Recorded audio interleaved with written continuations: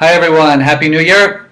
Jonathan Benz here, sitting with my book, Live a Legacy, that came out at the end of 2011. And I wanted to take a few minutes at the beginning of this year to say hello and to share with you some ideas that I've been thinking about. A few years ago, I came across this expression called Mantles of Greatness.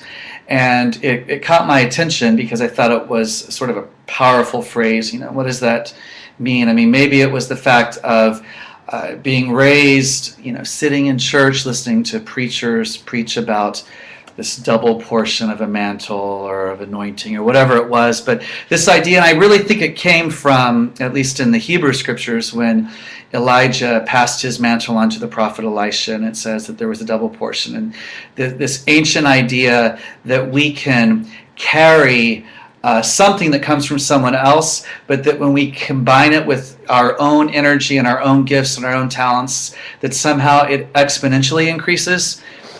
So I think it really spoke to my soul when I read this phrase, mantles of greatness. And so I began to meditate on it. For the last several years, I start my year and I think, okay, what kind of mantle do you want to carry this year? What do you want to accomplish? And I'm thinking about the same thing in this past week. What is it that I want to accomplish? Last summer, my father was actually giving a sermon. You can tell I was raised in church and raised, when you're raised in a family of ministers and you come from a line of ministers, you spend a lot of time listening to people talk about their ideas. You also spend a lot of time debating in private, but that's another, webcast for later on. But, this idea of how do we accomplish our goals. So my dad was saying, take 5 things and make your top 5 things that you want to accomplish. So I made a list of 5 things. And I have to tell you, by the end of 2011, all 5, well actually 3 were accomplished, 2 were well on their way and were at a point where I had to redevelop them. So last week I was in Philadelphia, I was sitting in Starbucks, had my iPad out, and I took out my list because I keep a working list on my memo sheet on my iPad. And on my iPhone, it's all synced up, so I can always look and refer to it. Am I really following what I want to do? And so I took the 2, rolled them over, recreated them, and I had 5. And then this morning I actually added another one, a 6th. And why do we write these things down, or why do we type them out? Because one thing that we know, and I learned this a few months ago from a colleague at work in some leadership training, she said, what we measure gets accomplished. So I think when we write something down, it becomes measurable, it objectifies it, and so it also we can look at it and separate it, gets out of our head, out of our heart, onto paper, and then it really enables us to go and accomplish it. My friend Linda Rios-Brook said probably 10 years ago in a teaching I heard, close to 10 years now, she said, if not you, then who? If not you, then who? And I actually talk about that in Mantles of Greatness in the first chapter here. If you don't do what you're supposed to do with your life, we all suffer.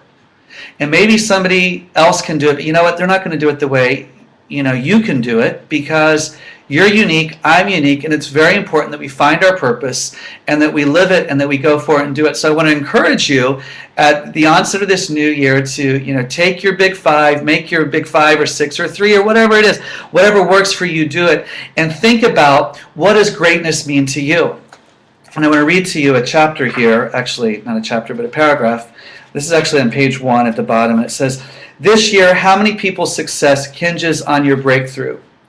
Could your success determine the success of others around you? Consider your family, your children, your co-workers, your employees, your organization, your company, maybe even your house of worship. Could your positive action positively affect a whole city or nation? Our success or lack thereof does affect those around us. Meditate and reflect on what greatness really means to you. Accept the responsibilities and challenges ahead. Consider the risks and respond with confidence. Know that your accurate performance both necessitates and assures a mantle of greatness. It's been said that if you're going to do anything truly great, you have to connect to something outside of you that's even greater. So maybe it's going to come through a time of meditation or reflection or prayer or a phone conversation, but oftentimes it helps to sort of go inside and think about what we want and then connect to something greater on the outside of you. Because if we're ever going to be greater than who we are, we have to connect to a higher purpose, maybe into a higher power, but definitely to something greater than who we are in and of ourselves. So I want to encourage you this year to think about these ideas, and if you're interested in my book, you can go to my website, jonathanbenz.com. I also have a link there on the Big Five. You can read about that, where some of these ideas are written down.